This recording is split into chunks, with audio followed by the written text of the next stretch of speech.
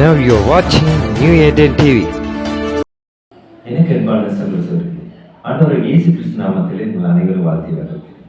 இந்த வாரத்திலே நாம் திங்கட்கிழமையானது மிக சிறப்பான நாட்களாக அமைய நம் ஆண்டவர் இயேசு கிறிஸ்து நாமத்திலே நாம் ஜெபிப்போம். இன்றைக்கான தினவசனம் நீதிமொழிகள் 3ஆம் அதிகாரம் 6ஆம் வசனம். உன் வழிகளெல்லாம் அவரை நினைத்துக் கொள், அப்பொழுது அவர் உன் பாதையை செவ்வாய்ப்படுத்துவார். கர்த்தருக்கு மகிமை உண்டாதாக. நாம் ஓய்வு நாளை கடந்து திங்கட்கிழமையில் இருக்கும்போது நாம் அநேகமாக வேலைகளுக்கு செல்வோம். பல வேலைகளை இந்த வாரங்களிலே சிறப்பாக முடிப்பதற்கு சிந்தனை கொள்வோம். ஆண்டவர் இந்த வாரம் முழுவதும் உங்களை கண்மணியை போல பாதுகாப்பார் என்பதுதான் இந்த நாளிலே நமக்கு தினவசனமாக ஆண்டவர் அருள் இருக்கிறார். உன் வழிகள் எல்லாம் அவரை நினைத்துக்கொள். பொதுவாக நாம் ஆண்டவரை நினைப்பதற்கு ஒரு நாளை வைத்திருப்போம், இல்லை ஒரு நேரங்களையோ ஒரு நிமிடங்களையோ தான் நாம் வைத்திருப்போம்.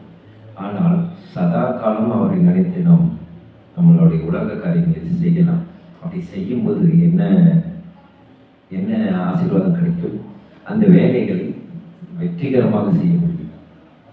எனக்கு பிரியமானவர்களே, உன் வழிகள் எல்லாம் அவரை நினைத்துக்கொள், அப்பொழுது அவர் உன் பாதையை செவ்வாய்ப்படுத்துவார். நாம் ஒரு செயலை செய்யும் போது முதலிலே நம் ஆண்டவர் இயேசு கிறிஸ்துவை நம் முன்னே செல்ல அனுமதிக்க வேண்டும். பின்பு நாம் செல்லும் பொழுது நாம் என்ன செயலை செய்ய வேண்டும் என்று நினைத்து நாம் ஒரு இடத்துக்கு கிளம்பியிருப்போம்.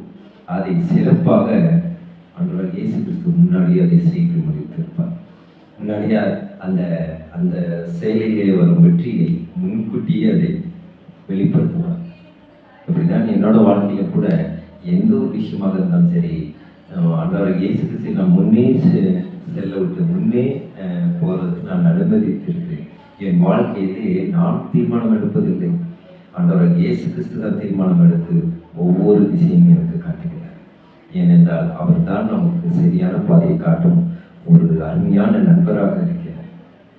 கிறிஸ்துவுக்கு பிரியமானவர்களே, இந்த தினவசனம் மூலியமாக இன்றைய நாளிலிருந்து இந்த வாரம் முழுவதும் அவர் எப்பொழுதும் உங்களோடு பயணிக்க நாம் ஜெபிப்போம்.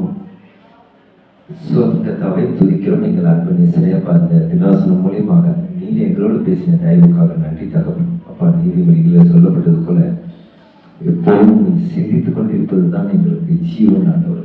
அப்பா, எங்களுக்கு என்ன ஒரு காரியம் செயல்பட வேண்டும் என்றாலும் அப்பா நீர் முன்னே சென்று அதை நடத்திவிட ஜெபிக்கிற கர்த்தாவே, எங்கள் அன்பு சகோதரர்களுக்கான ஜெபிக்கிற கர்த்தாவே, அவர் செய்யும் ஒவ்வொரு காரியத்தையும் நீங்கள் இருந்து வெற்றி பற்றி சோதரத்தாவை துதிக்கிறோம். இயேசு மூலமாக ஜெபிக்கின்றோம் நல்ல பிதாவே.